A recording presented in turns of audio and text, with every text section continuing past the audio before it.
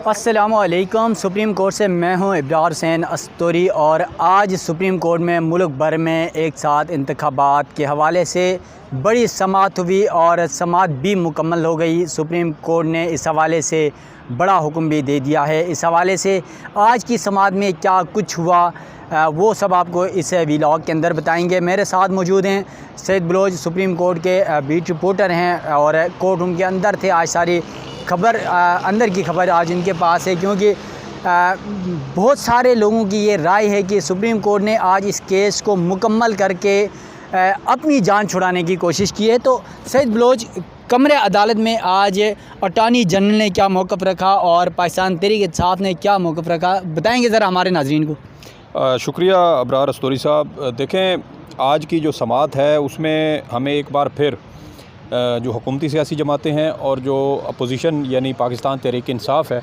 उसमें अदम एतमाद की जो एक सूरत हाल है वो आज बड़ी वाज़े नज़र आई है। उसकी देखें मिसाल मैं यूँ देता हूँ कि फ़ारूक अजनाइक साहब ने कहा कि हमारा PTI के साथ रब्ता हुआ है और हम असद कैसर से भी मिले हैं और हमने मुज़ाकरात की कोशिश शुरू कर दी है। लेकिन वहीं पाकिस्तान तहरीक इंसाफ के सीनियर जो वाइस चेयरमैन है शाह महमूद कुरैशी वो मौजूद थे।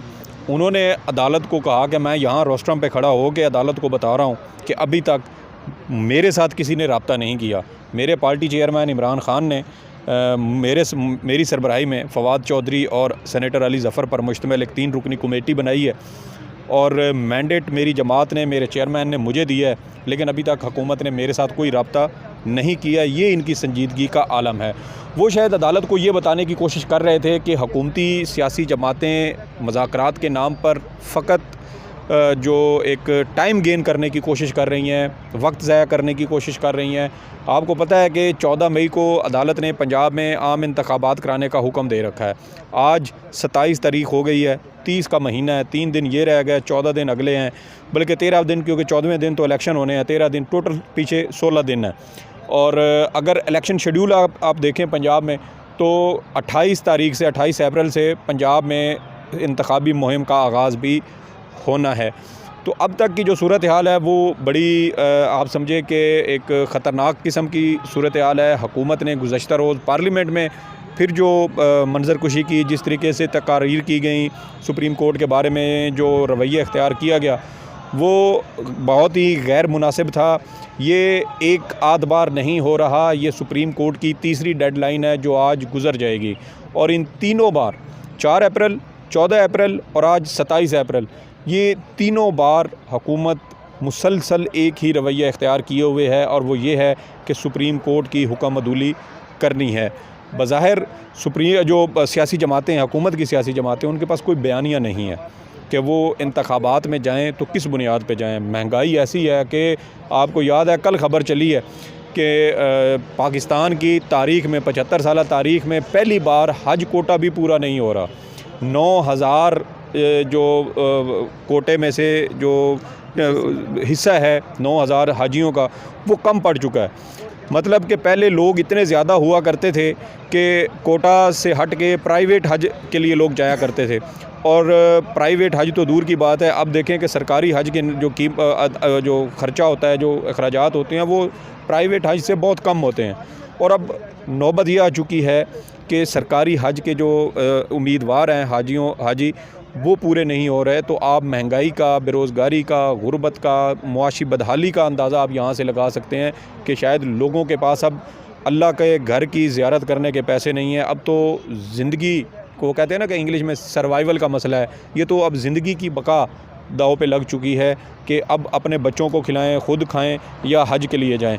तो ये जो बड़े बड़े जो एक तो हम कहते थे ना मिडिल क्लास, वो तो छोड़ें, अब बड़े बड़े बिज़नेसमैन, मालदार जो हस्तियां थीं, लोग थे, उन बेचारों का बुरकस निकल चुका है। तो ये हुकूमत के लिए बड़ी परेशानी की बात है कि अवाम में जाएं तो कैसे जाएं। आज तो ये हुकूमत में है, प्रोटोकॉल है, इनको अवाम को ये नज़दीक नहीं आने देते। जब ये हुकूमत से निकलेंगे, प्रोटोकॉल ख़त्म होगा, एक आम शहरी की तरह ये अवाम में जाएंगे तो अवाम इनके कपड़े नोच लेंगे, इनकी खाल नोच लेंगे। तो ये तौहीन अदालत की भरपूर कोशिश कर रहे हैं। तौहीन अदालत लगे, हमारी हुकूमत ख़त्म हो, हम आवाम में दोबारा सियासी शहादत हासिल करके जाएँ। देखें जी, हमें तो हुकूमत ने एक बार फिर अदालत ने हमें वक्त पूरा नहीं करने दिया, हमें मोहलत नहीं दी, हमारे वज़ीर आज़म को नाअहल कर दिया या काबीना पूरी को नाअहल कर दिया। ये इस कोशिश में है, लेकिन मुझे नहीं लगता कि अदालत इनको ये सियासी शहादत भी नसीब होने देगी। अदालत बड़े तहम्मुल का मुज़ाहिरा कर रही है। आज ये केस था पूरे मुल्क में एक साथ इंतखाबात कराने का, लेकिन आपको याद होगा कि 20 अप्रैल को जो हुक्म जारी हुआ था, तहरीरी आर्डर जारी हुआ था, उसमें सुप्रीम कोर्ट ने बड़ा कैटेगोरिकली लिखा है कि सियासी जमातें इत्तफ़ाक़ राय पैदा कर लें 27 अप्रैल तक, अदरवाइज़ 14 मई को इंतखाबात कराने का हुक्म या जो फ़ैसला है वो बरकरार है। अब ये जो मर्ज़ी ज़ोर लगाएं, जिस तरह मर्ज़ी चीज़ों को घुमाने की कोशिश करें, वो चीज़ मौजूद है। मैं समझता हूँ कि आज अदालत ने इसलिए इस केस को निपटाने की कोशिश की है कि इंतखाबात के लिए पूरे मुल्क में इंतखाबात के लिए सियासी जमातों का इत्तफ़ाक़ राय होना हो जाएगा। मुमकिन है, सियासी जमातें हैं, ले दे हो के चीज़ें तय हो जाती हैं, लेकिन उसके ऊपर टाइम लगेगा, लंबा प्रोसेस होगा। 14 मई की डेडलाइन निकल जाएगी और सुप्रीम कोर्ट का हुक्म एक बार फिर उसकी हुक्म अदूली होगी। तो मेरे ख़्याल में सुप्रीम कोर्ट ने यही मुनासिब समझा कि जो 14 मई का हमारा एक फ़ैसला है उसको उस पर अमल दरामद करवाया जाए। सियासी जमातें हैं, वो जाने, उनका काम जाने, अगर मुत्तफ़िक हो गई तो ठीक, अगर नहीं होती तो फिर उनकी मर्ज़ी, लेकिन अदालत अपने फ़ैसले पर अमल दरामद करवाएगी। सईद बलोच साहब, आप क्या समझते हैं, जिस तरह कुछ वकला हैं, कुछ सियासी लोग हैं, कुछ सहाफ़ी हैं, आज की समाअत जब मुकम्मल हुई तो उनका ये तासुर है कि चीफ़ जस्टिस उमर अता बंदियाल की गुज़िश्ता कुछ रोज़ कबल कुछ अहम मुलाकातें हुई हैं सुप्रीम कोर्ट के अंदर भी, कहीं और भी एक अफवाह चली है सोशल मीडिया के अंदर।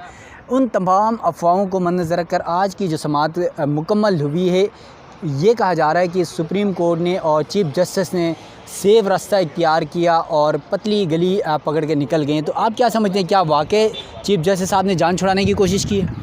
अब्रार अस्तोरी साहब, देखें, मैं आपको एक छोटी सी मिसाल देता हूँ। जिस मुलाकात का जिक्र किया जा रहा है उसमें तो बड़ा लाव लश्कर है। मुझे ये बताएं, आप भी सीनियर कोर्ट रिपोर्टर हैं, क्या इस तरह की मुलाकातें इस तरह प्रोटोकॉल के साथ पूरा जंजाल पूरी बारात लेके जाई जाती है और खुफिया मुलाकातें होती हैं? हमारे वज़ीर आज़म साहब हैं, वो तो डिग्गी में छुप के जाया करते थे ताकि किसी को पता ना चले। तो देखें, सड़क पर चलती किसी भी गाड़ी का आप नंबर नोट कर लें, या आजकल आपको पता है कि फ़ोटोशॉप हो जाती हैं चीज़ें, डीप फेक ऑडियो वीडियोज़ तस्वीर मौजूद हैं। तो ये इस तरह की बातें नहीं होती हैं कि ये वो देखें वो प्रोटोकॉल जा रहा है और ये चीफ़ जस्टिस साहब आर्मी चीफ़ से मिलने जा रहे हैं। ऐसे नहीं होता। जो अहमकाना बातें इस तरह की कर रहे हैं उनको अकल से काम लेना चाहिए। वही बात है कि सोशल मीडिया के ऊपर आप इस तरह की अफवाहें बेचें तो वो बड़ी अच्छी बिक जाती हैं। तो लोग चंद लाइक्स के लिए, कुछ व्यूज़ के लिए, चंद टकों के लिए इस तरह से टकेमारी कर रहे हैं। सईद बलोच साहब, DGISI की मुलाकात का तो चीफ जस्टिस ने खुद सुप्रीम कोर्ट के कमरे अदालत के अंदर ही उन्होंने इस बात का एग्री किया कि वो मुलाकात के लिए आए और ख़ास तौर पे जो सिक्योरिटी के मामला थे पंजाब इंतखाबात पर, उस पर ब्रीफिंग भी दी, चीफ जस्टिस ने खुद एग्री किया। तो आप क्या ये नहीं समझते हैं कि हो सकता है कि आर्मी चीफ का कोई पैगाम उनके ज़रिए चीफ जस्टिस को पहुँचाया गया हो? देखिए, पैगाम पहुंचाना तो एक अलग बात है। वो पैगाम पहुंचाने के लिए फिर चीफ़ साहब ने आर्मी चीफ़ से मिलने जाना था पूरे प्रोटोकॉल के साथ, तो पैगाम तो यहाँ पर भी आ सकता था। दूसरी बात ये कि जो आपने DGISI की मुलाकात का जिक्र किया है, चीफ़ जस्टिस ने भी उसका इकरार किया, गुज़श्ता रोज़ DGISPR ने भी उसका इकरार किया कि एक मुलाकात हुई है और उसमें ब्रीफ़ किया गया। उसमें सेक्रेटरी दिफा भी मौजूद थे, सिर्फ DGISI या DGMO नहीं थे। सेक्रेटरी दिफा को सुप्रीम कोर्ट ऑफ पाकिस्तान पहले भी तलब कर चुकी है। वो चैम्बर में आपको याद होगा कि 4 अप्रैल की सुबह एक रिपोर्ट जो मंगवाई गई थी, वो जो सेक्रेटरी दिफा हैं उनकी जानिब से उनसे तलब की गई थी। तो ये इस तरह की जो मुलाकातें होती हैं, देखिए मामलात जो सिक्योरिटी के हवाले से हैं वो तो जो DGMO हैं या वज़ारत दिफ़ा ही बेहतर तरीके से बता सकती है ना। तो अगर वज़ारत दिफ़ा ने या GHQ ने अपना कोई नुमाइंदा सुप्रीम कोर्ट में ब्रीफिंग के लिए भेजा है कि हमारे पंजाब में, खैबर पख्तूनख्वा में, बलूचिस्तान में फ़लाँ जगह इंटेलिजेंस बेस्ड ऑपरेशन हो रहे हैं, तो फिर इस तरह की ब्रीफिंग देने में कोई उसमें मज़ाक़ा नहीं है। एक आइनी मामला है, पाकिस्तान का सबसे बड़ा सूबा है, उसके अंदर आम इंतखाबात होने हैं।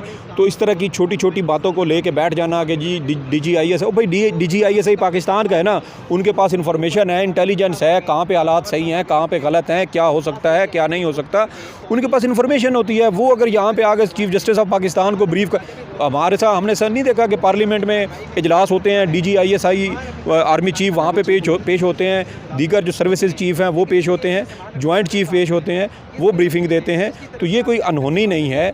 आइन पर अमल दरामद हो रहा है, उसमें अगर अदालत एहतियात से तहम्मुल से काम लेते हुए ये चीज़ें कर रही है तो ये अच्छी बात है। एक और चीज़ जो मैं यहाँ पे बताना बेहतर समझता हूँ कि जो DGISPR की प्रेस कॉन्फ्रेंस है, अगर वो आपने वो गौर से सुनी है ना, तो मैं ये समझता हूँ कि वो हुकूमत को उन्होंने एक हरी झंडी दिखाई है कि भाई आइन पर अमल दरामद होना है, पाक फ़ौज आइन और कानून की बालादस्ती के लिए खड़ी है, ठीक है। तो अगर पाक फ़ौज का तर्जमान ये बात कर रहा है और गुज़श्ता रोज़ की आप पार्लियामेंट में जो हुकूमती जमातों के जो रहनुमा हैं, जो काबीना के वज़रा हैं, वो आप उनकी तकारीर सुने तो आपको अंदाज़ा हो जाएगा कि वो जो उधर से प्रेस कॉन्फ्रेंस की तपिश है वो यहाँ तक बड़ी शिद्दत के साथ महसूस की गई है। अब पार्लियामेंट और हुकूमत ये फंस चुके हैं, सुप्रीम कोर्ट का हुक्म मौजूद है, फ़ौज ये कह रही है कि पंजाब के अंदर हमने 119 इंटेलिजेंस बेस्ड ऑपरेशन किए हैं, उसमें एक बंदा गिरफ़्तार नहीं हुआ, एक बंदा उसमें ऑपरेशन के दौरान किसी की वो फौत नहीं हुआ, किसी की डेथ नहीं हुई। उसके अलावा पंजाब में अब ये 4 माह ख़त्म होने को हैं, पंजाब में अब तक सिर्फ 5 दहशतगर्दी के वाक़यात हुए हैं, दीगर सूबों के मुकाबले में ये इंतहाई कम तादाद है। इसका मतलब ये है कि पंजाब पुरअमन है, यहाँ पे इंतखाबात हो सकते हैं, हालात इंतहाई साजगार हैं। तो ये सारी चीज़ें आप DGISPR की प्रेस कॉन्फ्रेंस और गुज़श्ता रोज़ की पार्लियामेंट में की गई तकारीर को देखें तो आपको बड़ा वाज़े एक चीज़ समझ आती है कि हुकूमत के हाथ से अब चीज़ें बड़ी तेज़ी के साथ निकल रही हैं। मामला हतमी तौर पे सुप्रीम कोर्ट ऑफ पाकिस्तान के पास है, ये मामला आज अदालत ने निपटाना था, वो निपटा दिया। 14 मई को इंतखाबात कराने का फ़ैसला मौजूद है और मुझे जो लग रहा है कि शायद कल ही अदालत उस केस को समाअत के लिए मुकर्रर करेगी, क्योंकि आपको याद होगा जो 20 अप्रैल को फ़ैसला एक हुक्मनामा जारी किया गया तो उसमें 27 अप्रैल का जिक्र था। 27 अप्रैल की रात 12 बजे तक हुकूमत के पास टाइम है। इलेक्शन कमीशन को अभी तक फ़ंड्स नहीं मिले, ये तीसरी डेडलाइन है। जैसे मैंने आपको पहले बताया 4 अप्रैल, 14 अप्रैल और ये 27 अप्रैल, 3 डेडलाइन अगर उन पर अमल दरामद नहीं हो रहा तो हुकूमत इसी कोशिश में है कि सियासी शहादत मिले, आवाम के पास जाने के लिए कोई बयानियाँ बने। लेकिन मुझे ये भी नहीं लगता कि हुकूमत को ये बयानियाँ बनाने की भी कोई उसको मौका मिलेगा। सुप्रीम कोर्ट ऑफ पाकिस्तान के पास बहुत सारे ऑप्शंस हैं। अदालत अगर चाहे, मैंने तो पहले भी इसके ऊपर बड़ी बात की और मैं आपके चैनल से एक बार फिर सुप्रीम कोर्ट ऑफ पाकिस्तान से ये अपील करना चाहता हूँ कि जो डैम फंड में पैसे पड़े हैं, अदालत हुक्म दे और डैम फंड के वो पैसे इलेक्शन कमीशन को जारी करने का हुक्म दिया जाए। उसकी वजह यह है कि ये आइनी तकाज़ा है। डैम फंड के लिए पैसे अगर इस मकसद के लिए इस्तेमाल हो जाते हैं तो मैं समझता हूँ कि ये डैम बनाने से भी बड़ा मकसद है। आपने आइन को बचाना है, आपने आइन को बचाना है। तो सुप्रीम कोर्ट ऑफ पाकिस्तान 5 अरब रुपए इलेक्शन कमीशन के पास पहले हैं, 10 अरब रुपए अगर कमीशन को मज़ीद मिल जाएँ तो कम अज़ कम पंजाब की हद तक इलेक्शन बासानी हो सकते हैं। दूसरी बात यह है कि जो सिक्योरिटी वाली बात है तो सिर्फ पंजाब में इलेक्शन होने हैं। आप पुलिस पंजाब से, खैबर पख्तूनख्वा से कुछ इजाफी पुलिस मंगवा सकते हैं, आप बलूचिस्तान से मंगवा सकते हैं, आप सिंध से मंगवा सकते हैं, आप रेंजर्स डिप्लॉय कर सकते हैं, आप FC कर सकते हैं, आप आज़ाद कश्मीर से पुलिस मंगवा सकते हैं, आप GB से मंगवा सकते हैं, आपके पास रिज़र्व फोर्सेस मौजूद हैं। मतलब इलेक्शन कराने के लिए कोई रुकावट नहीं है। सुप्रीम कोर्ट ऑफ पाकिस्तान बिस्मिल्लाह करे, आइन पर अमल दरामद करवाए। फवाद चौधरी ने आज केस की समाअत के दौरान बड़ा अहम नुक्ता उठाया है कि अगर सुप्रीम कोर्ट इसी तरह ये चीज़ें आइन पर अमल दरामद सियासी जमातों पर छोड़ देगी तो कल को जो हालात हमें लग रहे हैं, जो इस वक्त माहौल है, सियासी माहौल है पाकिस्तान का, अगर PTI भारी अक्सरियत लेके हुकूमत में आ जाती है तो आपको क्या लगता है वो मुआशी इस्लाहात के नाम पर अगले 10-15 साल इस हुकूमत के ऊपर काबिज नहीं हो जाएंगे? कौन उनको हटाएगा? तो ये हुकूमत को खुद सोचना चाहिए कि जो दरवाज़ा हम आज खोल रहे हैं, जो गिरें आज हम लगा रहे हैं, कल को वो हमें दांतों से खोलनी पड़ेंगी और वो फिर भी नहीं खुलेंगी। तो ये तो 1 साल है मेरे ख्याल में, PTI तो वो निकाल चुकी है, लेकिन अपोजिशन जो इस वक्त मौजूदा हुकूमत के अरकान हैं, जो वज़रा हैं, मुझे इनमें से एक इंतहाई भारी अक्सरियत 80 से 90% अगले इलेक्शन से पहले मुल्क से फ़रार होते हुए नज़र आ रहे हैं। जी नाज़रीन, सईद बलोच साहब ने आज यकीनन बड़ी इम्पॉर्टेंट बातें बताई, सुप्रीम कोर्ट की समाअत का अहवाल बताया और सियासी जमातों के दरमियान होने वाले इख्तिलाफात से लेकर मुस्तकबिल की प्लानिंग तक सब कुछ बता दिया। पंजाब में इंतखाबात का हल भी बता दिया और साथ साथ ये भी बता दिया कि पाकिस्तान तहरीक इंसाफ मुस्तकबिल में अगर आज हुकूमत अमल दरामद नहीं करती सुप्रीम कोर्ट के फैसले पर तो किस तरह 15-20 साल तक इक़्तिदार पर कब्ज़ा कर सकती है। सुप्रीम कोर्ट ने आज मुल्क भर में इंतखाबात से मुतल्लिक़ केस मुकम्मल कर लिया है। सुप्रीम कोर्ट ने चीफ जस्टिस पाकिस्तान ने कहा कि मुनासिब तहरीरी हुक्मनामा जारी करेंगे, जबकि जो 14 मई को इंतखाबात पंजाब में कराने का मामला था वो इस वक्त पेंडिंग है और मुमकिन तौर पर हो सकता है इसकी समाअत कल हो जाए या अगले हफ्ते हो जाए। तब तक के लिए अपनी मेज़बान इब्रार हुसैन अस्तरी को दीजिएगा इजाज़त। अल्लाह हाफ़िज़।